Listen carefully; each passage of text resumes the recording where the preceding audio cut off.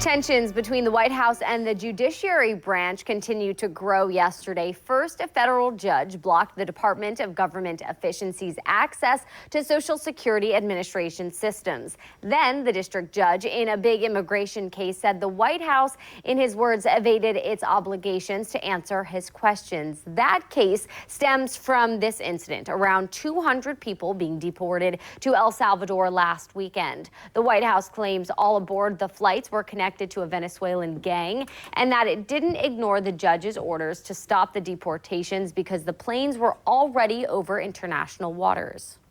Basically, he wanted us to do is turn planes around in midair full of terrorists and bring them back into the United States, which is just ridiculous. And we didn't do it. The judge called the response from the White House so far woefully insufficient. The White House pushed back, saying this is all an unnecessary judicial fishing expedition. The White House has provided little details about the men aboard these flights. We know 137 were deported under the 1798 Alien Enemies Act. The other, just about 100, were just regular deportations. The White House said it verified that all of them have connections to the Venezuelan gang. Relatives of those deported denied the accusations, though. The government said in a court declaration, while some have criminal histories, a majority of them do not. Hey there, Patriots. This is True Outlaw Patriot coming at you with another one. The video that I'm dropping tonight, as you can see, it seems that there's a judge, which is not surprising, that is going or trying to go up against Trump when it comes to this whole illegal migrant deportation situation that's going on.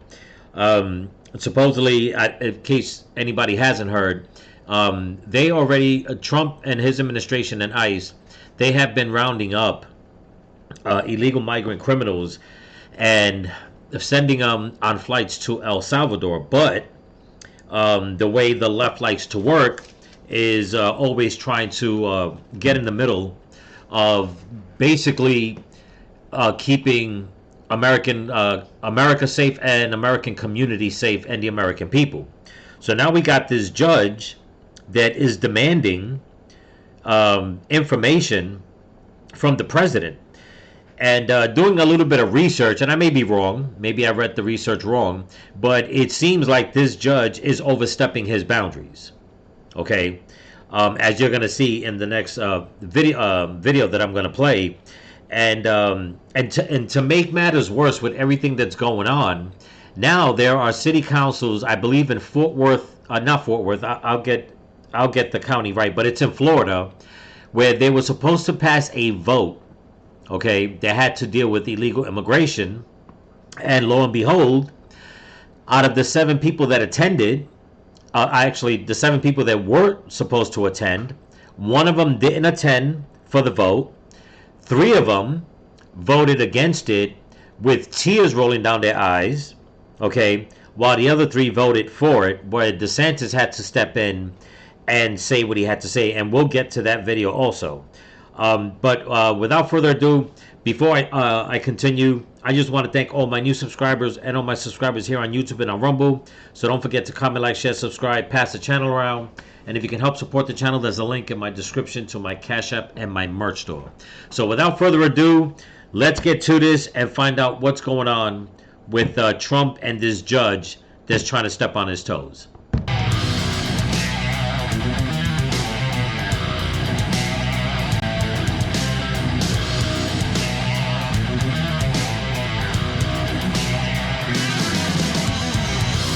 Let's start with Madeline Rivera with more on that migrant flight legal battle. Maddie.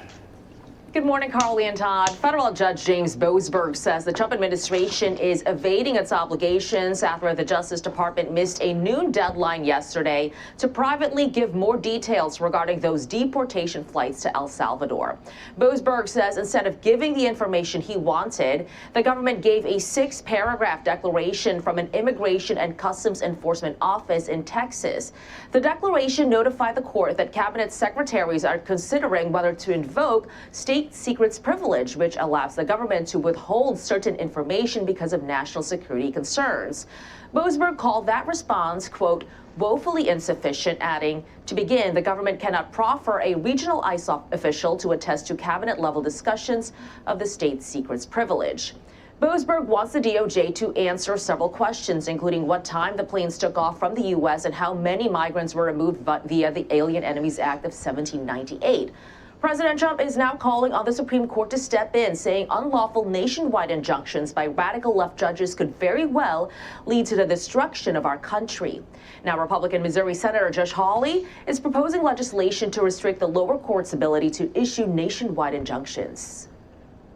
What these courts are doing, these district courts, is wrong. It is unconstitutional. I want to be real clear. To me, this isn't about Congress taking away power courts currently have. This is about Congress reforming and stopping the abuse. They do not have the authority to go out and to say, Mr. President, you can't do this. Congress can make that clear. We need to do it right this second. All right, I'm going to jump in real quick. You know, this is ridiculous the way these judges have been jumping in. And it was expected. I mean, we all know this. Let's not fool ourselves. That all these leftist judges and all these rhino judges were going to step in and try to throw a monkey wrench into everything that Donald Trump is trying to do, okay, to make this country safe. You know, one question that I do have for this judge, he's over here trying to make it seem as if what Trump is doing is illegal, knowing that this is what Trump ran on. Everybody knows what he said he was going to do. My thing is this. I wonder if this judge had anything to say to the Biden administration when he was flooding the country with millions of illegal immigrants. And if I had to guess, the answer to that is no. So what's the difference between Biden leaving the borders open, letting all these criminals in, and Trump wanting to go and get rid of them? What's the difference? The difference is that that judge is a leftist, and he's basically trying to do what the Democrats want him to do. And like I said, that's throw a monkey wrench into everything that Donald Trump is trying to do in order to keep this country safe. But let's continue. Judge Boasberg wants the DOJ to hand in a sworn declaration today from someone involved in the cabinet-level discussions about why it's considering invoking state secrets privilege. Carly and Todd. All right, Madeline Rivera live for us in Washington. Maddie, thank you. Let's bring in John Trapagatore, who is the former head of ICE in the Denver region. John, good morning to you. So there are several things that we know about this flight situation. One of them is that the president was elected to get criminal illegal immigrants out of this country. Another thing we know is that El Salvador is willing to take these people. And the third thing that we know is that one federal judge is blocking that from happening. But then there are a few details that remain unclear. One side is saying that these migrants deserve their day in court, due process to make sure that they are, in fact, criminal illegal immigrants. But then the Trump administration is saying that, with this Alien Enemies Act, that these people are from Venezuela, which is pretty much a criminal state, and that he needs to move quickly to deport these people. So weigh in on that portion of it. Which side is right, which side is wrong, and where do things go from here? Well, over the last 4 years, we've had a predatory incursion of foreign terrorist organizations, Tren de Aragua being one of them. And Tren de Aragua has been labeled a foreign terrorist organization by the Trump administration.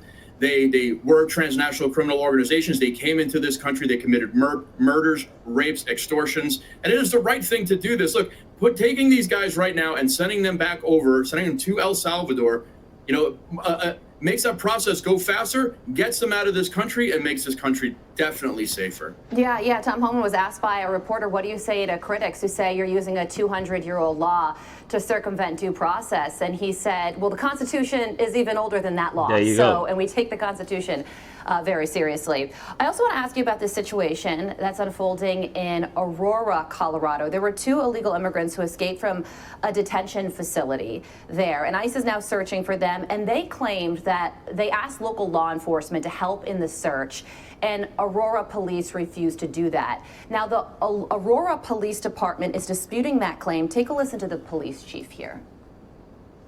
The Aurora Police Department was not given immediate notification of an act of escape. Instead, we were informed hours later, after ICE GEO had already lost valuable time for their own internal response.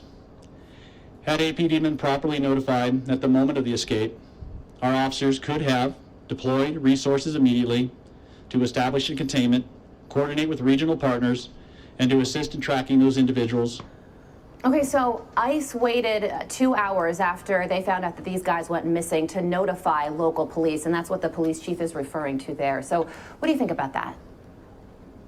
There's definitely a communications breakdown here. And I think that communications breakdown comes from the fact that Colorado is a sanctuary state, and ICE does not work as closely as it should with local law enforcement because of that sanctuary status. We really need to stop this, where we're keeping local law enforcement from having good relationships with ICE, because this is the kind of situation that happens where you have this breakdown.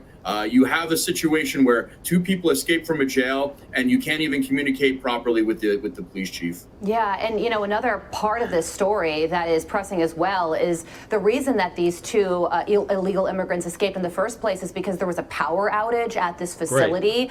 The door unlocked and these two guys just walked out. It sounds like this situation could have been much worse. Maybe these were the only two people who realized that the door unlocked and they could just walk out.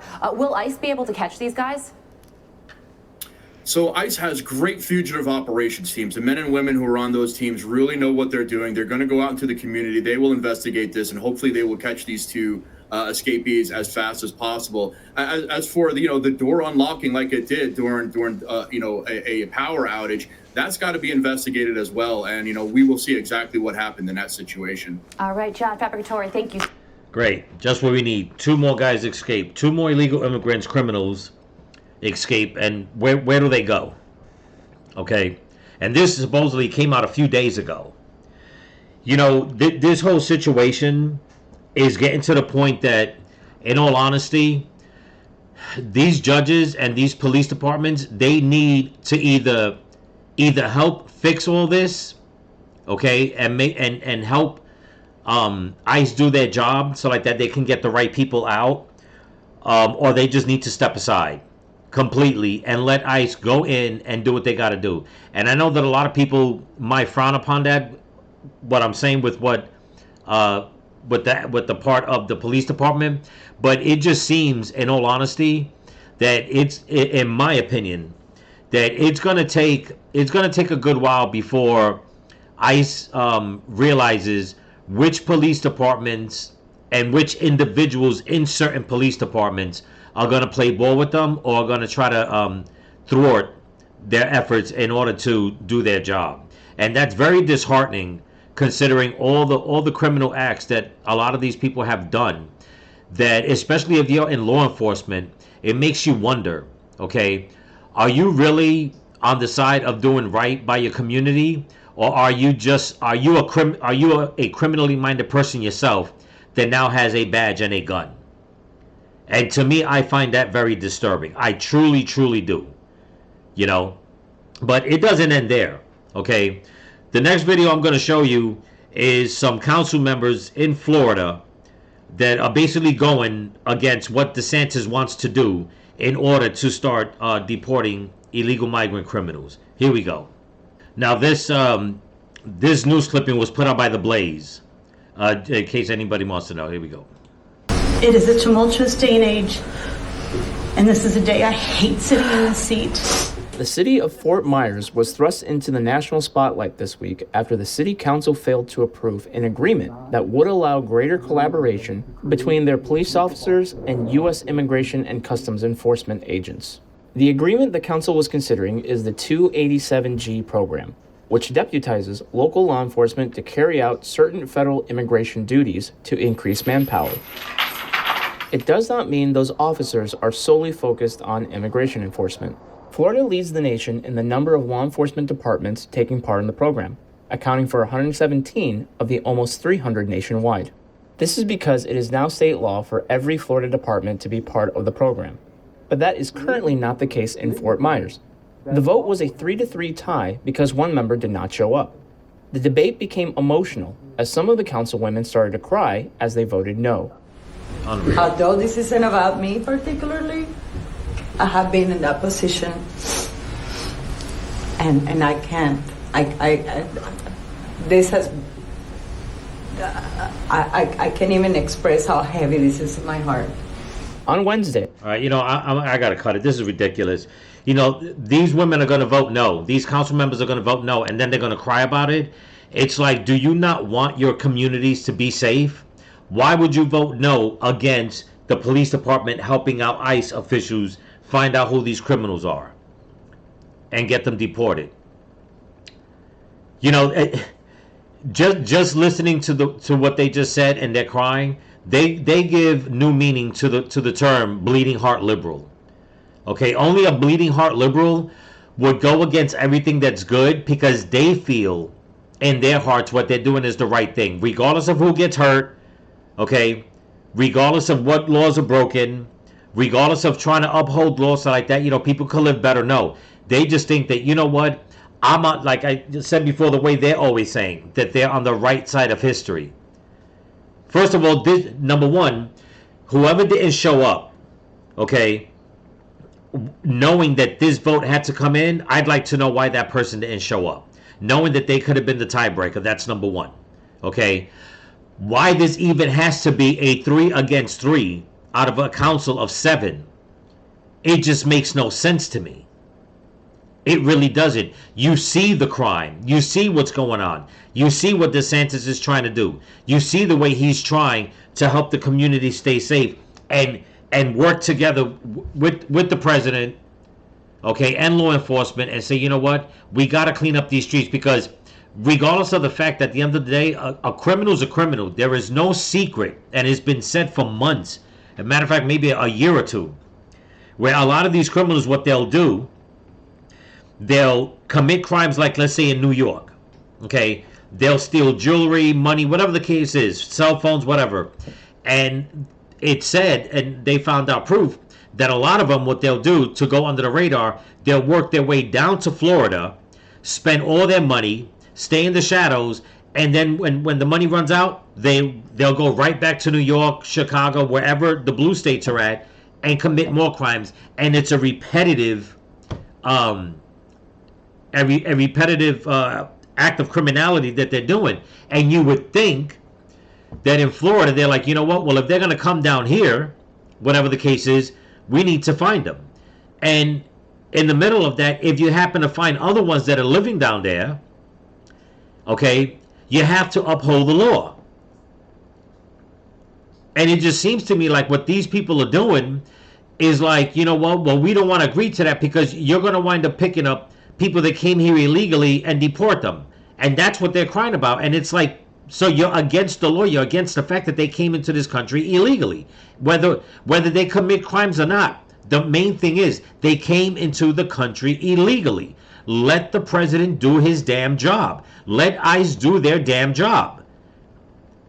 These freaking liberals are over here crying over this. I wonder if they shed tears for every single time one of these illegal migrant criminals rapes somebody, murders somebody, robs somebody, whatever the hell the case is. I wonder if they're going to shed the same damn tears.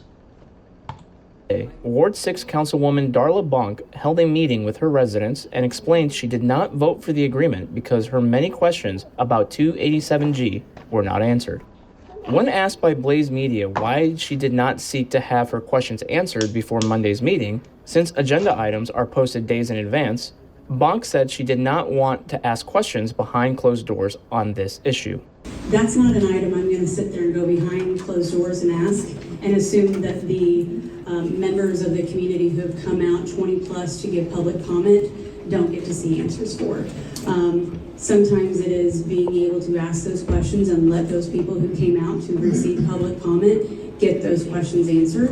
And so that is exactly what I did that night. Because of the failed vote, the Attorney General's office is investigating whether their vote meets the standard to remove the no votes from the City Council or to cut state funding to the city. Governor Ron DeSantis floated the idea while appearing with Border Czar Tom Homan and former acting Homeland Security Secretary Chad Wolf. You saw this thing where the city council's fighting the mayor and the police chief about whether Fort Myers PD should be involved in it. And it's not a policy question at this point of whether they should be involved in it. Under our law, they must be involved in it. Exactly. And that will happen one way or another. When asked about the state's investigation, Bonk said the state had every right to look into the matter because she had to vote based on what she felt was right. We voted Monday based on what we thought we had the right to do as well. What anybody else does after my decision is none of my business. I have to live and make the decisions I believe to be true and authentic. Even though Bonk's vote resulted in severe backlash online, nearly everyone who showed up to her meeting were supportive of her and her vote, thanking her for doing her, quote, due diligence. Yeah, doing their due diligence. You know, you hear that floating around so much in the Democrat Party. Even though, you know, they're saying that all the people that showed up, you know, she got backlash online, but not from the people in the community. Why do I have this funny feeling? The reason why she didn't is because everybody that showed up and didn't say a word, they're all Democrat. Okay, and this is one of the problems, and I've mentioned it before about Florida. Even though Florida, okay, is solid red, there are still factions of liberals and Democrats. Okay, well, they'll go and I'll use the phrase again. They'll throw a monkey wrench into the system just to mess it up because they feel like you just heard what she said, that she had to vote on how she felt that was right. So then who votes for the victims, okay, that are terrorized by people breaking the law and committing crimes against them? Who has to sit there and say, well, I'm going to vote for the victims because I feel that that's what's right?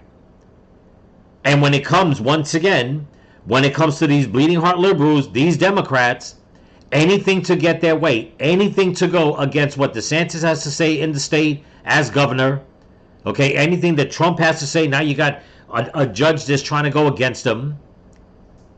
While the whole time, you know what? It's not like they're going out there and just trying to pick anybody up regardless of what the left is saying, because now they're out there saying that they're picking up migrants that are here legally. Okay, is there a possibility that they can pick somebody up because of bad information? Yes, but from what I'm hearing and from what a lot of people are saying and what you see on the news and online, that's very far and in between. They are actually picking up the criminals. They're picking up the ones that came here illegally. The thing with the Democrats, the thing with the left is that they don't want anybody to get picked up, whether they're gang members that came here illegally or somebody that came here illegally looking for a job. They don't want anybody getting picked up.